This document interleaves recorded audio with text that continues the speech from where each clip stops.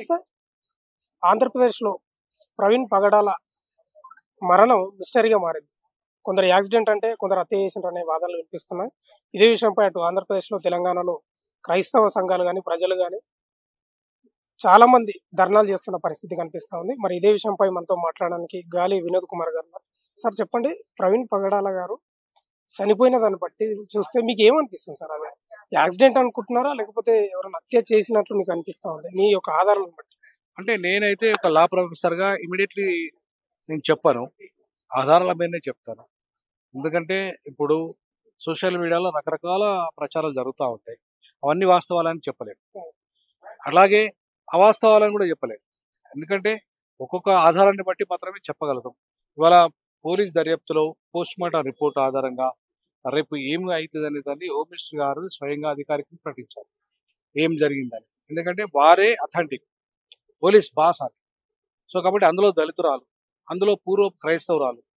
So వారు అనిత గారు ఎవరైతే ఉన్నారో, అనిత గారు అధికారికంగా ఈ విషయంలో స్పష్టమైన ప్రకటన వచ్చేదాకా ఇది మర్డరా లేదంటే ఇది కేవలం యాక్సిడెంటేనా అనే విషయం చెప్పలేదు. సో కాబట్టి అధికారికంగా విషయాలు బయటకు వచ్చిన తర్వాతనే మనం మాట్లాడదాం. దాని తర్వాత యాక్షన్ ఏముంటుంది అనేది క్రైస్తవ సంఘాలు నిర్ణయిస్తాయి. 2 రాష్ట్రాల్లో ఉన్న క్రైస్తవ సంఘాలకు మాత్రం నేను ఒకటే చెప్పదలుచుకున్నా, మీరు ఏ రాజకీయ పార్టీ కూడా క్రైస్తవులను పట్టించుకోవట్లేదు.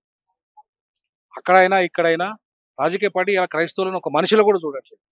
సో మీరు ఒక రాజకీయ పార్టీ ఎందుకు పెట్టకూడదు? మీరెందుకు రాజకీయాలలోకి రాకూడదు?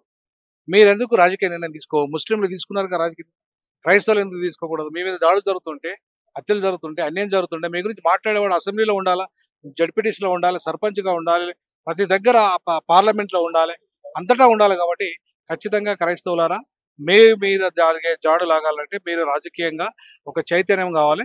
ఆ రాజకీయ చైతన్యం వైపు మీరు పోవాలని ఈ సందర్భంగా రిక్వెస్ట్ చేస్తాను. మనం చూసుకుంటే గత కొంతకాలంగా రాధా మనోహర్ దాస్ అని ఆంధ్రప్రదేశ్‌లో గాని, తెలంగాణలో గాని క్రిస్టియన్‌లపై కొన్ని అనుచిత వ్యాఖ్యలు కూడా చేస్తున్నాడు. దీని పరంగా మనం చూసుకుంటే వాళ్ళ హస్తం ఏమన్నా ఆర్ఎస్ఎస్ సంఘాలు గాని, లేకపోతే అట్లా వాళ్ళ హస్తాలు ఏమైనా ఉండొచ్చా అనే కోణంలో కూడా చాలా మంది దర్యాప్తు వ్యక్తపరుస్తారు. సంస్థలు చేయాల్సిన పని అన్నమా ఇది. ఇప్పుడు నేనేమంటానంటే రాధా మనోహర్ దాస ఇంకో వెక్సా వయ్యా అని చెప్పను నేను. బట్ ఎవరైనా సరే దీని వెనుక ఉంటే వాళ్ళ మీద సరైన దర్యాప్తు చేయాలి, వాళ్ళని తగిన శిక్షించాలి. ఇవాళ ఇప్పుడు అఘోరి గిగోరి అని మొన్నటిదాకా తిరిగింది కదా.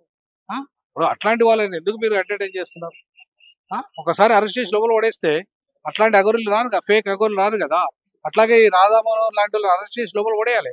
ఎందుకు అనవసరంగా ఇట్లాంటి డిబేట్స్? క్రైస్తవులైనా, హిందువులైనా, ముస్లింలైనా ఎవరైనా రెచ్చగొట్టద్దు. నీ మతం వ్యక్తిగతం.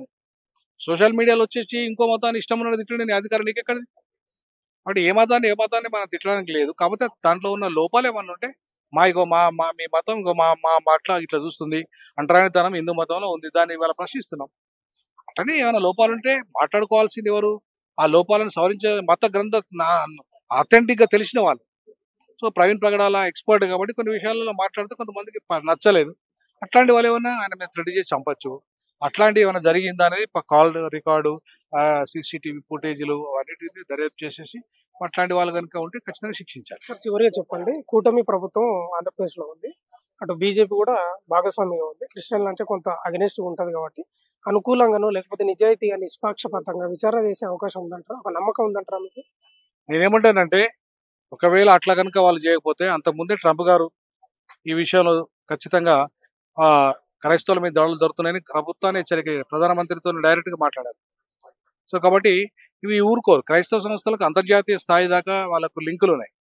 సో ఈ అంశాన్ని అవసరమైతే ఐక్యరాజ్య సమితికి ట్రంప్ దాకా పోతుంది.